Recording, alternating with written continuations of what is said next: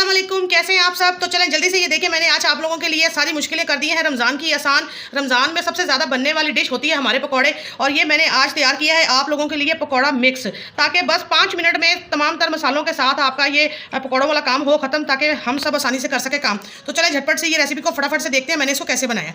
चलें जी, तो करते हैं बिस्मिल्लाह और अपनी रेसिपी को करते हैं स्टार्ट। ये देखिए मैंने साबुत सूखा धनिया लिया है, ये हम लेंगे इसके अंदर 4 टेबल स्पून।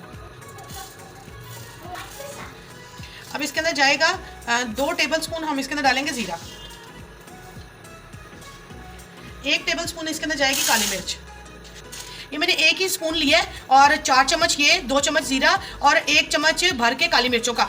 आप क्वांटिटी अपने गुंजाइश के हिसाब से ज़्यादा या कम कर सकते हैं, क्योंकि मैंने अपने रमज़ान के लिए पूरी ये जो मुझे जो महीना ज़रूरत पड़ेगी ये मेरे लिए इनफ है। आप बड़ी फैमिली है तो आप ज़्यादा भी बना सकते हैं, रेशो आपने यही रखनी है।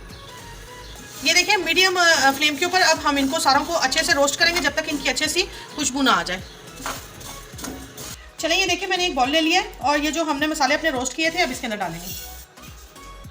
इसके अंदर अब हमने डालना है 1 चम्मच नमक का, ठीक है। ये देखिए ये मैंने ली है दड़ा मिर्च, ये हम डालेंगे इसके अंदर 1.5 चम्मच। ये मेरे पास है मैजिक मिर्चें, हमारे यहाँ पर मिक्स मसाले वाले देते हैं। आपके पास ये ना हो तो आप अपनी सादी लाल मिर्च जो घर में इस्तेमाल करते हैं वो भी डाल सकते हैं, ठीक है। अब हम ये डालेंगे 1.5 टेबल स्पून, ये भी 1 टेबल स्पून लेवल हम इसके अंदर डालेंगे अजवाइन। 1 टेबल स्पून हम इसके अंदर डालेंगे चाट मसाला। और ये तकरीबन 3 टेबल स्पून जो है ये मेरे पास है मेथी, सूखी हुई मेथी, ठीक है।